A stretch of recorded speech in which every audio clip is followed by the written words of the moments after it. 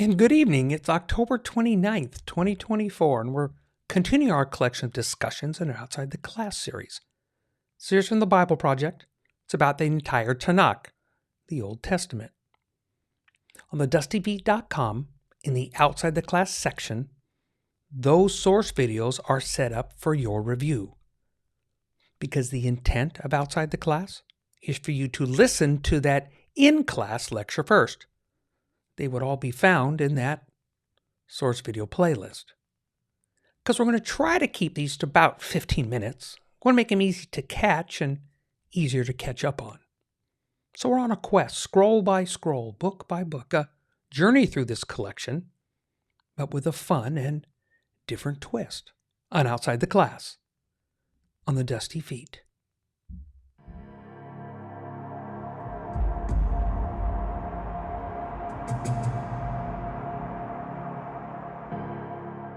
And before we forget, if you find these kinds of podcasts useful, it's when you click the subscribe button.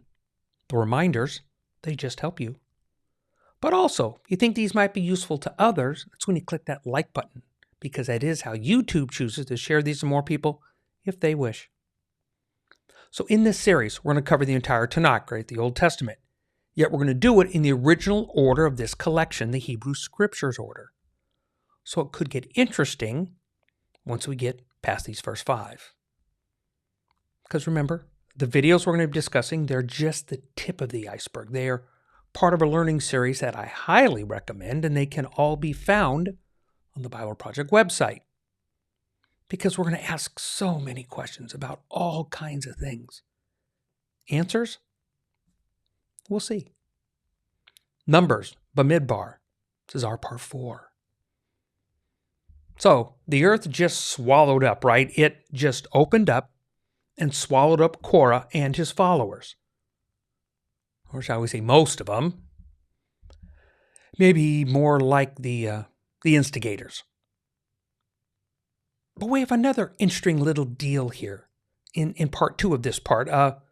Because a fire comes down and it consumes 250 men with incense censers. And those incense censers, well, there's something we're going to cover back here in a second. But this is not the first time that people have brought unauthorized fire before God. I mean, we have that flashback that anybody reading the story should look back on if they've read the story. Because then they're remembering Aaron's sons. And don't forget again, it wasn't that long ago. They were at the base of Sinai for the year.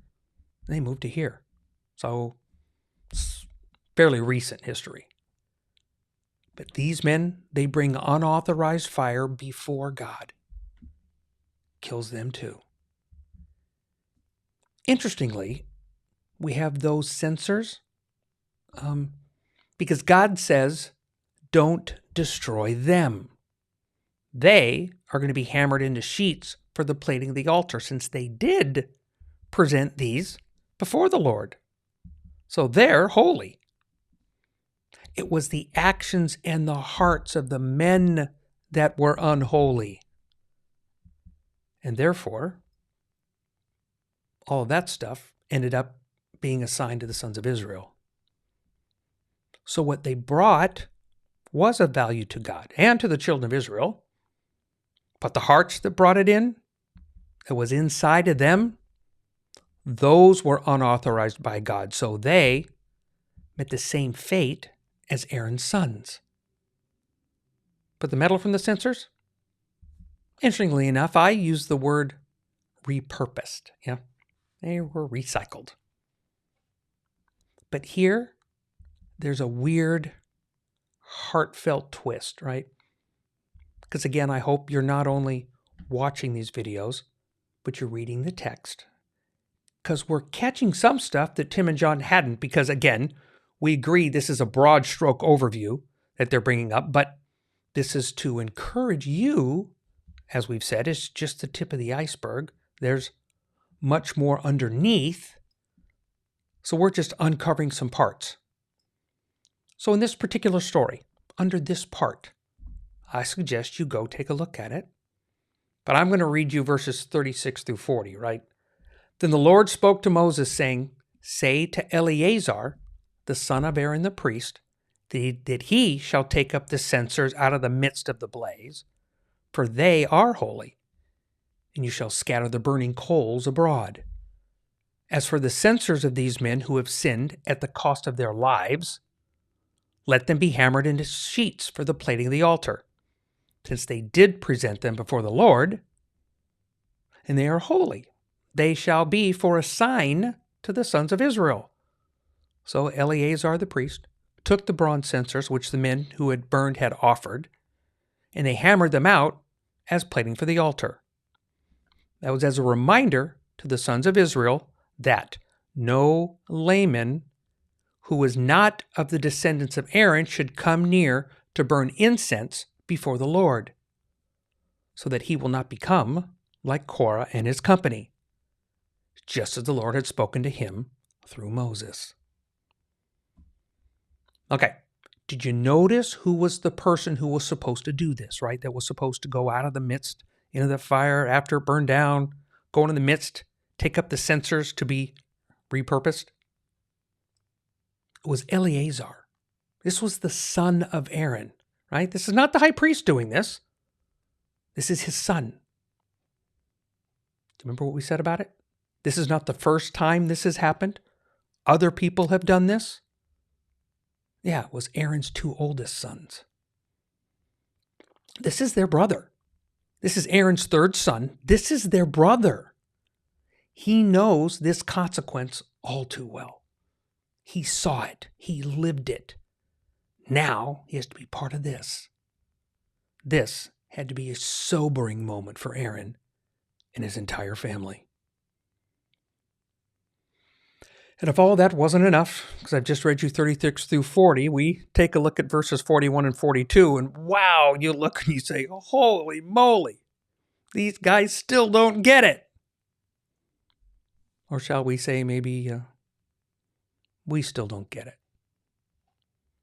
But on the next day, all the congregation of the sons of Israel grumbled against Moses and Aaron, saying, You are the ones who have caused the death of the Lord's people. And it came about, however, when the congregation had assembled against Moses and Aaron, that they turned towards the tent of meeting, and behold, the cloud covered it, and the glory of the Lord appeared. So this is now like that part 3 of the rebellious attitudes being dealt with in this situation. And when we get to that, God says to Moses, right, in verses 43 through 50, because I think the reason I want to go over this is that these things that maybe sometimes we maybe haven't looked at deeply, because I don't know how many people have actually read the book of Numbers, right, Bamidbar, and then they can recall what I'm talking about. Because it seems that even disturbing and mighty miracles are not enough to change people's attitudes. So then I wonder if that wouldn't be the same thing, especially for us today. But now we're at a point where we hear the phrase, maybe in the background, say, wait, there's more. Because there's another type of trial or consequence that needs to take place. It's a plague. And I think we kind of need to remember that these people are very well aware of God's power. I mean, they're very well aware of how he can respond. And they're very well aware of plagues. From verse 43, Then Moses and Aaron came to the front of the tent of meeting, and the Lord spoke to Moses, saying, Get away from among this congregation, that I may consume them instantly. And they fell on their faces. That'd be Moses and Aaron. And Moses said to Aaron, Take your censer, put it in fire from the altar, lay incense on it, and then bring it quickly to the congregation and make atonement for them. For wrath has gone forth from the Lord. The plague has begun. Then Aaron took it as Moses had spoken, and he ran into the midst of the assembly, for behold, the plague had begun amongst the people. So he put on the incense, and he made atonement for the people. He took his stand between the dead and the living, so that the plague was checked. But those who died by the plague were 14,700, besides those who had died because of Korah. Then Aaron returned to the doorway of the tent of meeting, for the plague had been checked. There is so much here that we could sink our teeth into. We have intercession. We have Moses choosing a response. God didn't speak to this, but still the success of the action. I mean, the fact that you're going to wander for 40 years and an entire generation is going to die, and it's a slow death that's going to take time, I just don't think the impact has sunk in yet with them. At least, it appears that way when we read the stories. But still here, the core rebellion is dealt with quickly and harshly, so you get a picture of God's justice if he chooses what he can be. Because remember, Moses didn't ask for this. Moses didn't ask God for this. This is God's reaction to his authority, God's authority being challenged because of whom he, God, had actually put in charge. So then we're back to that second round of travel. They're complaining again about thirsty in water. I want to pause again for a second. Again, we like to say them and they. I still think it should be us, right? We. Would we complain about food and water? Please stop. Think about it. Be honest with yourself. Would we complain about food and water? That is probably about as disturbingly uncomfortable as it can get because, again, I'm sitting in those sandals. They're starting to itch, right? Because I'm there going, oh yeah, would I be one of those ones complaining? Brutally honest? Probably true. So it makes you think. Does make you think. Because here's part of the thought. They've been through what they've been through, still in this relatively short period of time between that devastating, tragic, traumatic events of Egypt. Those weren't just 10 days, but they were 10 plagues. It included a gruesome, horrific death day. And and everything else that God has drugged them through. They were at the mountain, right? They were there for just a year. Now they're rolling through. They're still complaining. Hence we go, blah, blah, blah. Yet, unlike us, they have nothing to read back on. And now we're here with what we know, and yet we live the way we do and complain the way we do, even knowing what we do. Are they worse? Are we better? I think this book is interesting because it starts with an accounting. It says, here are the people, here, now, right? The interesting part is that numbers, it's going to be different because those people will be different by the time we get to the following scroll. But it sets up the idea of the crowd here. I mean, how many they count. And a bit of how they count. I mean, it isn't really so much about the detail. I mean, it isn't about how you figuring out about how they counted, although they tend to count only men. And then we're at that part where we're the ones that like to extrapolate, right? We go, well, okay, then there's a wife plus our American terms of 2.5 kids. And we figure the group size and we get more to say and say, hey, this is who we have here. This is the size of the group, ages 20 and up. Ages 20 and up. These are all that were in the census, are now all going to have to die in the wilderness because that episode with the spies and when they didn't go into the promised land. That's what we get with the census, with the accounting, so that this group was counted. This is the group here. We've started to lose some already, though, right? I mean, those lost in the first battle with the Amalekites and the Canaanites. We had Korah's rebellion. We had their plagues. Remember, this is the second plague.